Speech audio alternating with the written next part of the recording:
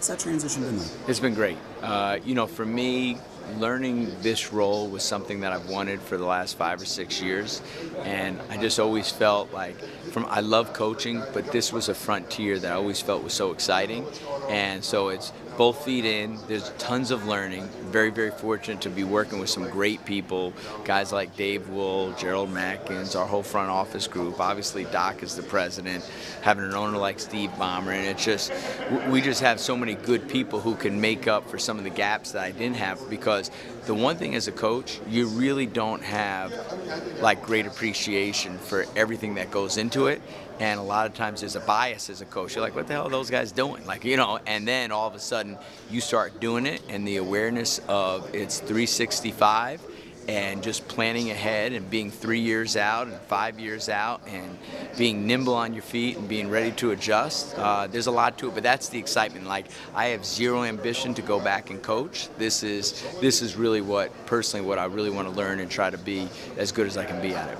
They talk a lot about coaches being short-term thinkers. The front office have to be long-term thinkers. Was that a change where you're not a captive of the moment? Yeah, and I think what's always interesting is now Doc and I at times will speak different languages because, but you are forecasting and you are predicting and you are doing a lot of scenario planning and sequencing.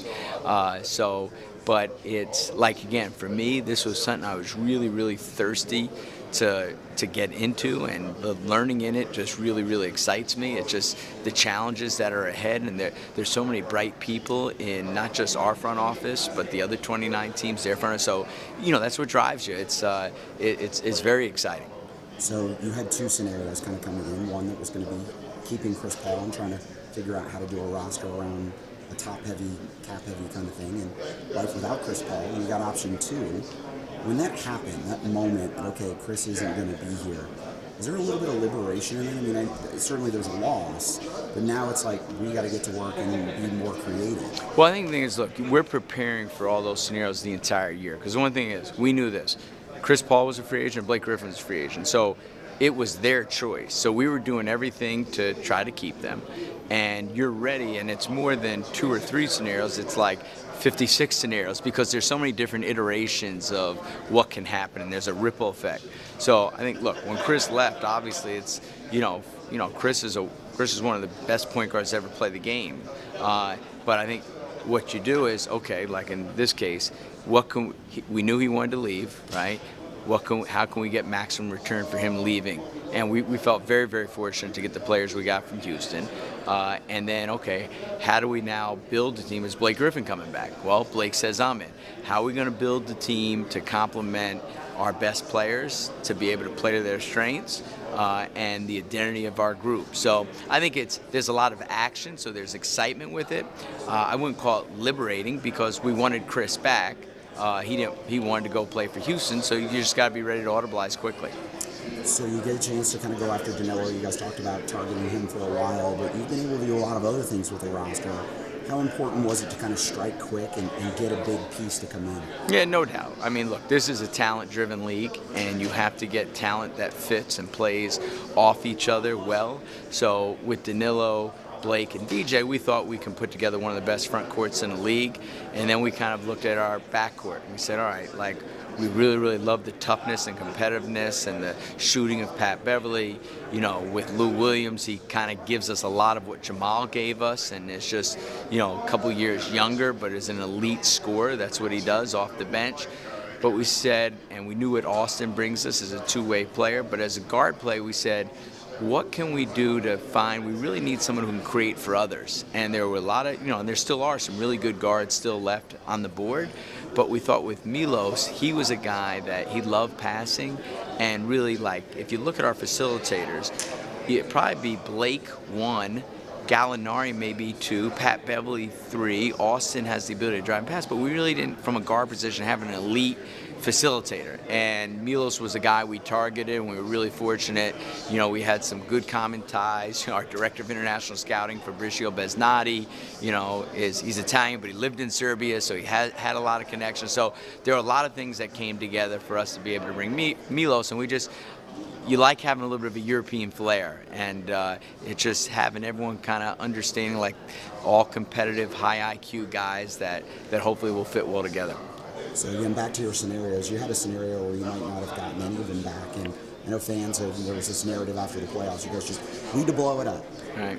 Do people underestimate how hard it is to, one, go all the way to the bottom and get all the way back to the top? Yeah, and look, and having been someone who's been to the bottom, it's and look, it's not that that's a path that we weren't willing to take, and I think those are options. But I mean, you study the history of the game. There's no guarantee, and I think what happens, the organizations had, 5+ seasons, well, 5 seasons being having the third best record in the league, and I think maybe 6+ seasons of 50 wins or greater, and you never take that for granted. Now, we have to own our shortcomings in the playoffs, but at the same time, to win 50+ games each year, that's really, really a challenge.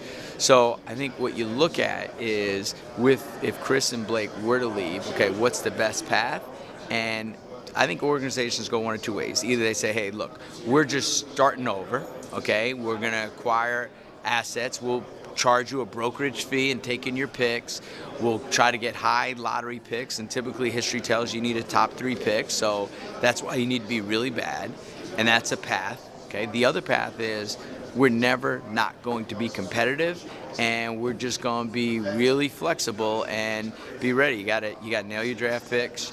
You have to be really good playing in the margins. There are going to be certain trades over the course of the time to be able to win that championship. And there's no one set formula. And when you study the champions, invariably they may have had a setback, but it may have just been for 1 year. But when they had that 1 year, they still had a great player on their roster. He may have been hurt. Miami's an example. Look at San Antonio, the 10 years in between Duncan and Robinson.